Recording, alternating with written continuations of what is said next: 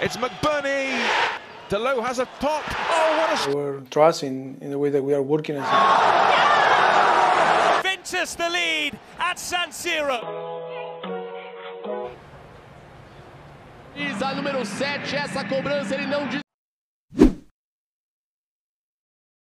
Casemiro mulai berpikir dia sudah melakukan kesalahan saat pindah ke Manchester United.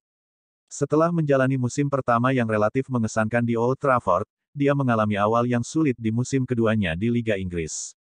Gelandang asal Brasil ini tampil dengan performanya yang kacau balau, dan berkontribusi terhadap inkonsistensi Manchester United.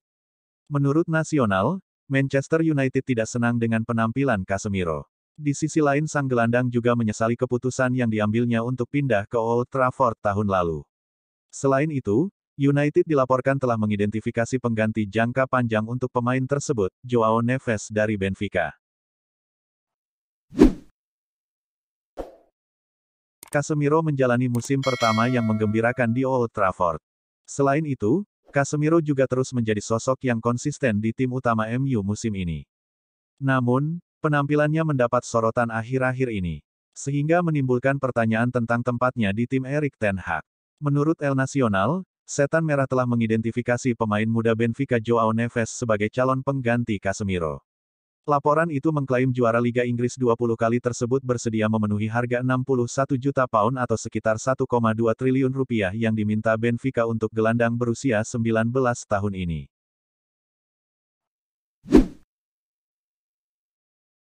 Pelatih Bayern Munich, Thomas Tuchel, sempat bersitegang dengan manajemen klub akibat kegagalan mereka dalam merekrut Joao Palhinha dari Fulham FC di bursa transfer musim panas kemarin. Kemungkinan besar, manajemen akan memberikan hal tersebut pada bursa transfer musim dingin mendatang, dan pemain yang direkomendasikan adalah Calvin Phillips.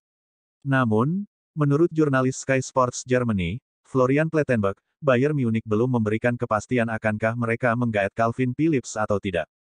Padahal, Tuchel benar-benar membutuhkan seorang gelandang bertahan anyar di musim dingin mendatang. Tak usah ditanya apa sumbangsi Granit Xhaka untuk Arsenal karena 7 tahun terakhir tak bisa dilepaskan dari peran krusialnya dalam menjahit lini tengah. Sejak memainkan debutnya dalam balutan jersey Arsenal Juli tahun 2016 silam, Xhaka sudah menghabiskan dirinya sebagai salah satu gelandang bertahan terbaik di Premier League. Tak heran jika keputusan Arsenal untuk melepas Xhaka ke Bayer Leverkusen pada bursa musim panas kemarin mengundang banyak pertanyaan. Tanpa Xhaka dan apa yang Xhaka lakukan untuk kami, perannya tidak sama, dia sepertinya tidak bisa melakukannya dengan cara Xhaka bermain dan memberinya kredit untuk itu, ucap Ian Wright dilansir dari Metro. Manchester United akhirnya meraih kemenangan perdana mereka di Liga Champions musim ini. Hasil itu sekaligus kembali menghidupkan peluang untuk lolos ke babak selanjutnya. Setan Merah menargetkan kemenangan di laga ini dengan modal yang sangat buruk. Harry Maguire menjadi pahlawan kemenangan Setan Merah lewat sundulannya, dengan memanfaatkan umpan dari Christian Eriksen pada menit ke-72. Maguire sendiri sangat bahagia bisa membawa Setan Merah bisa menang lagi di Liga Champions. Sebuah penyelamatan menakjubkan, dan sebuah kemenangan untuk Sir Bobby dan keluarganya, kata Maguire kepada Ten Sports.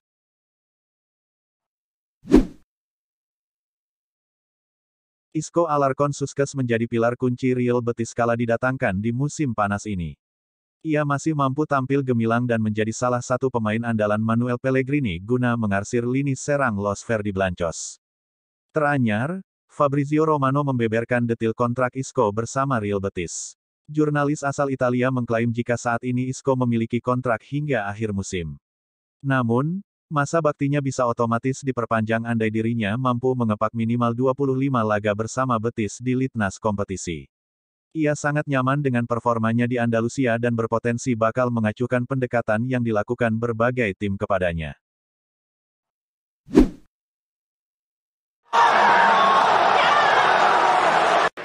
Marc Guiu hanya membutuhkan waktu kurang dari 23 detik untuk mencetak gol pada laga debutnya bersama tim senior Barcelona. Xavi Hernandez memutuskan untuk menarik keluar Fermin Lopez dengan memasukkan Marc Guiu pada menit ke-79. Tapi secara mengejutkan, perjudian Xavi tersebut ternyata sukses membuahkan hasil yang mengagumkan. Marc Guiu mencetak satu-satunya gol di laga itu sekaligus jadi gol kemenangan Blaugrana atas Athletic Bilbao. Itu adalah kemenangan yang diperjuangkan dengan susah payah.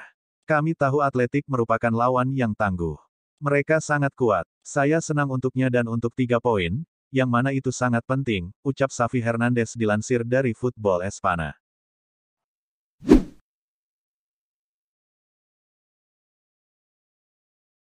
Barcelona meraih kemenangan dramatis 1-0 saat menjamu Athletic Bilbao di Spotify Camp Nou. Satu-satunya gol yang tercipta di pertandingan tersebut datang dari kaki Marc Guiu pada menit ke-80. Gol Marc Guiu itu sendiri sontak langsung membuat publik Camp Nou bergemuruh.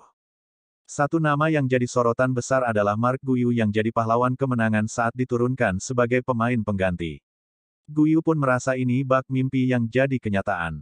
Ia bahkan mengaku tidak bakal bisa tidur karena bikin gol di Camp Nou pada momen pertama tampil untuk tim senior Barcelona. Saya sedang menjalani mimpi. Saya tidak bisa tidur malam ini, katanya setelah pertandingan seperti dilansir dari situs resmi Barcelona.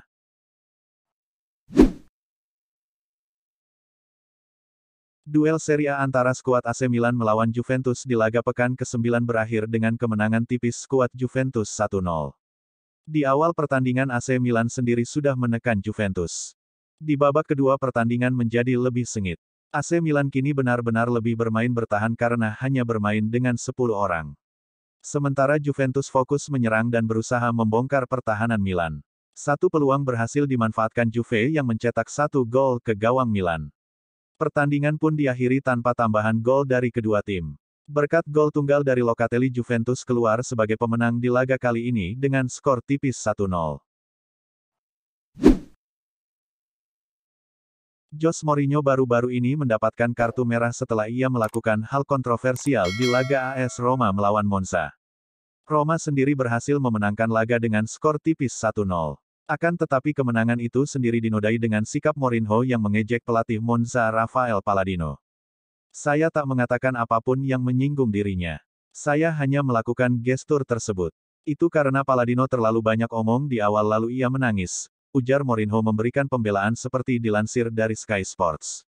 Gara-gara perbuatan tersebut mau tak mau Mourinho harus terkena sanksi, sang manajer tak bisa memberikan penampingan pada skuadnya selama 1 laga di Serie A. Alasan lain kenapa Crystal Palace tidak menerima penawaran apapun untuk Marc Guehi di Januari adalah karena kekhawatiran sang pemain sendiri. Sebab, Guehi sendiri membutuhkan jam terbang yang banyak demi bisa terus tampil baik di timnas Inggris untuk kompetisi Euro 2024. Kalau Palace berhasil menjualnya seharga 60 juta pound, maka Marc Guehi akan memecahkan rekor sebagai pemain termahal klub tersebut. Menariknya, penjualan Marc Guehi ternyata masih berdampak pada Chelsea. Sebab, Chelsea memiliki klausul penjualan saat melepas Guehi ke Crystal Palace antara 20 atau 25%.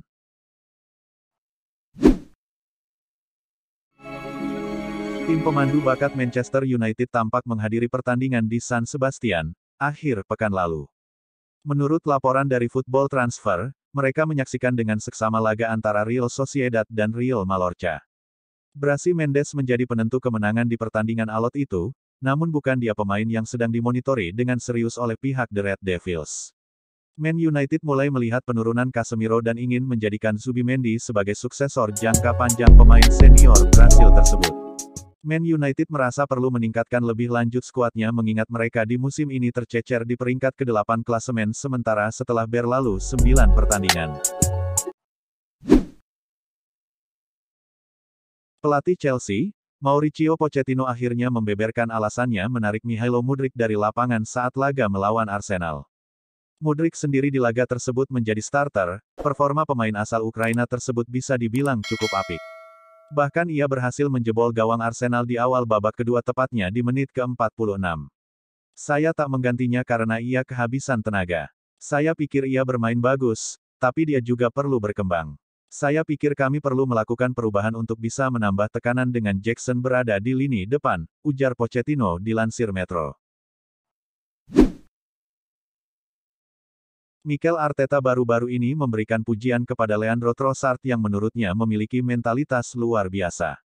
Pujian ini sendiri bukan tanpa alasan. Bagaimana tidak, Di laga melawan Chelsea, Trossard akhirnya bisa menyeimbangkan kedudukan meski sempat tertinggal dari Chelsea. Namun yang paling penting, gol itu adalah gol yang memastikan kami pulang 1 poin.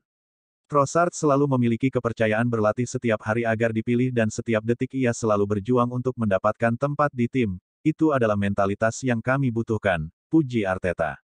Leandro Trossard sendiri musim ini bisa diketahui bukanlah pemain utama untuk skuad Arsenal, setiap bermain Trossard memang selalu menunjukkan performa terbaiknya. Pelatih Al Nassr, Luis Castro mengakui, dirinya sangat menikmati kerja dengan mega bintang Cristiano Ronaldo. Castro mengambil alih kursi pelatih kepala klub top Saudi Pro League ini di awal tahun setelah Rudi Garcia dipecat. Bagi Castro, superstar Portugal itu adalah teladan sempurna bagi para pesepak bola hari ini. Dia adalah contoh kesuksesan terbesar di dunia dalam hal kerja keras dan disiplin, tutur Castro memberi apresiasi untuk ex-megabintang Manchester United, Juventus dan Real Madrid itu. Ronaldo sejauh ini memimpin daftar top skor Pro League dengan torehan 10 gol. Lebih lanjut, Castro memprediksi, Ronaldo masih cukup fit untuk sekali lagi ambil bagian di perhelatan Piala Dunia 2026 bersama timnas Portugal. Nama Modric sempat dikaitkan bakal hengkang ke MLS ataupun Saudi Pro League. Inter Miami dan tim Timur Tengah disebut tertarik mengamankan jasanya di Januari. Namun Madrid memastikan sang pemain tak akan kemana-mana. Sejauh ini, belum ada negosiasi ofisial dari Arab Saudi kepada Luka di bursa Januari. Kami tak memiliki rencana untuk melepasnya dalam waktu dekat. Modric dan Madrid kini tengah bersiap menyongsong laga melawan SC Braga di matchday ketiga Liga Champions.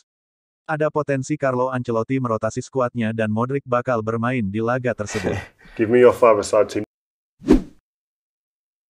Driving through and firing into his shot and firing it past Marco Cross for Steve Mounier.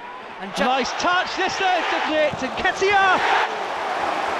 Giroud is there, and it up. But they're filled with Politano, Raspadori, Hazard. Second half, and the Blues win the... Ten Hag is changing, he wouldn't.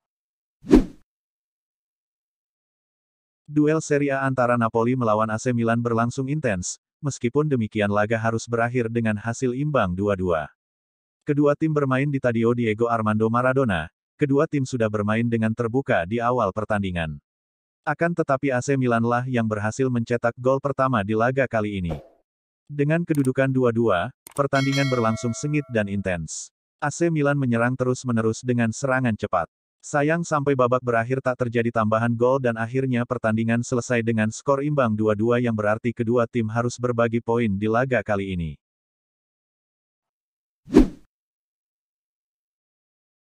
Manchester United harus mengakui keunggulan tim sekotanya, Manchester City di kandang sendiri. Erik ten Hag menilai laga berjalan seimbang dan penalti jadi momen kunci. Manchester United takluk 0-3 saat menjamu Manchester City dalam laga bertajuk Derby Manchester di Old Trafford. Kedua tim sebetulnya mengawali pertandingan dengan langsung melakukan jual beli serangan. Tapi penalti yang diberikan VAR di menit ke-26 merubah jalannya pertandingan. Penalti itu sendiri diberikan usai Rasmus Højlund tertangkap kamera menarik kaos Rodri dalam situasi sepak pojok. Ini sangat menyakitkan. Terutama saya pikir karena rencana permainan di babak pertama berjalan sempurna. Hanya penalti yang mengubah permainan, ucap Ten Hag seperti dilansir dari BBC. Legenda Man United, Roy Keane menyebut performa dari skuad Man United memalukan setelah kekalahan atas Man City di Derby Manchester. Di laga tersebut Man United harus mengalami kekalahan tragis dengan skor telak 3-0 atas tetangga mereka Man City. Erling Haaland mencetak 2 gol sementara 1 gol dicetak oleh Phil Foden. Performa buruk ini membuat Keane sangat kecewa dengan performa United. Mereka sama sekali tak menguasai satupun aspek permainan secara teknis, bahkan dari segi fisik mereka tak terlihat kuat. Saya memberikan kredit untuk Man City, mereka adalah skuad yang luar biasa di laga tersebut. Di satu sisi, Man United, di mana kamu memulai dan di mana kamu berakhir. Masih jauh bagi skuad ini untuk melakukan apapun, tegas Keane dilansir dari Sky Sports.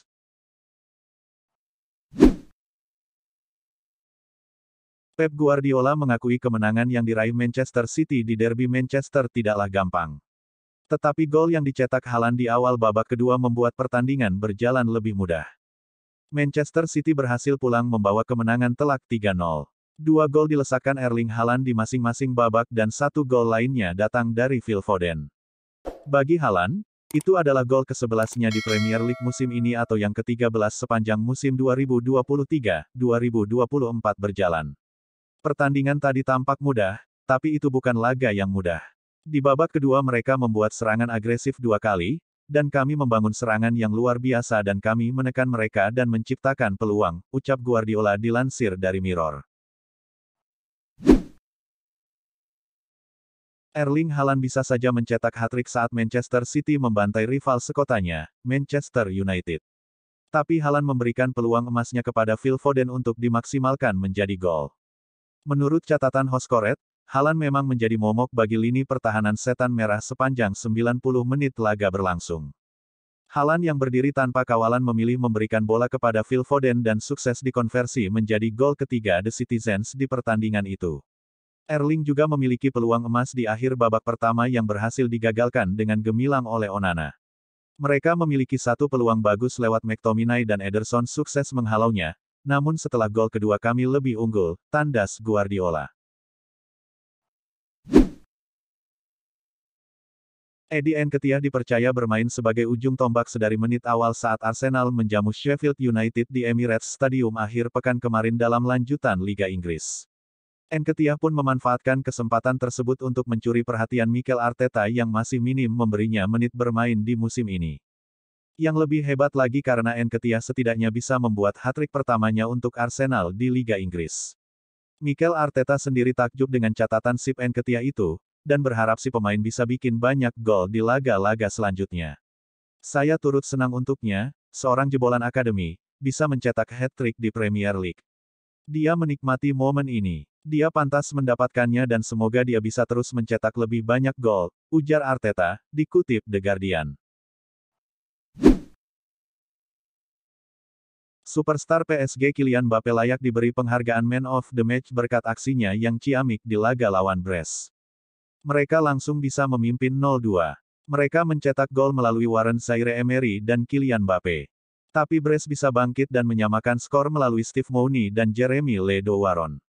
Tapi PSG akhirnya bisa menang 2-3 berkat gol kedua Mbappé di laga tersebut. Mbappé menjadi ancaman terbesar bagi pertahanan Brest. 2 golnya juga berperan krusial membantu PSG meraih 3 angka. Mbappé pun mendapat rating paling tinggi dari situs Hoscoret yakni 8,69. 4 diantaranya tepat ke sasaran dan 2 berbuah gol. Mbappé juga mengkreasikan 4 key pass, paling banyak di antara pemain PSG lainnya.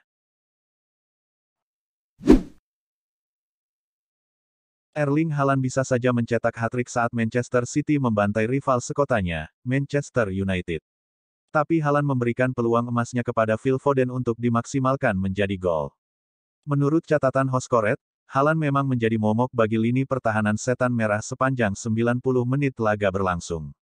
Haaland yang berdiri tanpa kawalan memilih memberikan bola kepada Phil Foden dan sukses dikonversi menjadi gol ketiga The Citizens di pertandingan itu. Erling juga memiliki peluang emas di akhir babak pertama yang berhasil digagalkan dengan gemilang oleh Onana. Mereka memiliki 1 peluang bagus lewat McTominay dan Ederson sukses menghalaunya, namun setelah gol kedua kami lebih unggul, tandas Guardiola.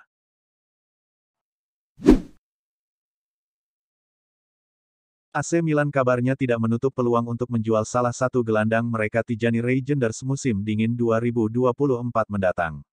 Kabar ini sendiri dilansir dari laporan Calcio Mercato, di mana dalam laporan tersebut Milan mau melepaskan sang gelandang setelah mengetahui akan ketertarikan dari klub Premier League. Milan akan membandrol harga sang gelandang di angka 40 juta euro, karena dia dibeli dari AS Alkmaar dengan harga 20 juta euro. Di sisi lain, Man United sendiri sepertinya akan kesulitan untuk mengamankan sang gelandang di musim dingin mendatang karena dana mereka tidak cukup, kecuali jika United bisa menjual beberapa pemain terlebih dahulu.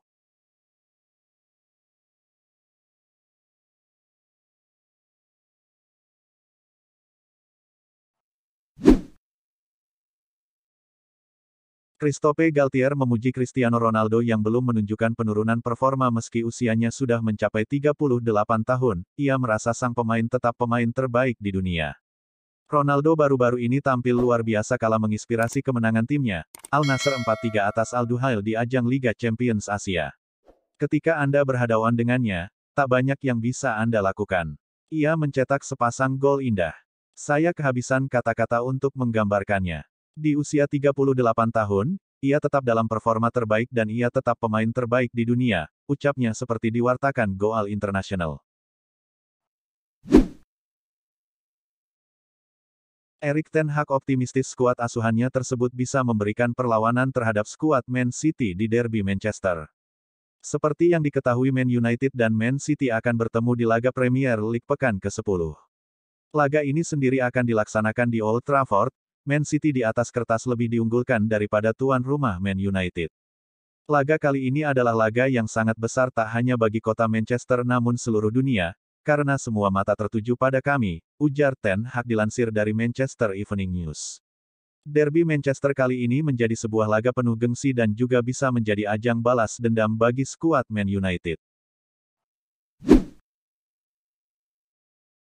Legenda Arsenal, Paul Merson meyakini apabila Man United memiliki peluang untuk menang di derby Manchester melawan rival sekota mereka Man City.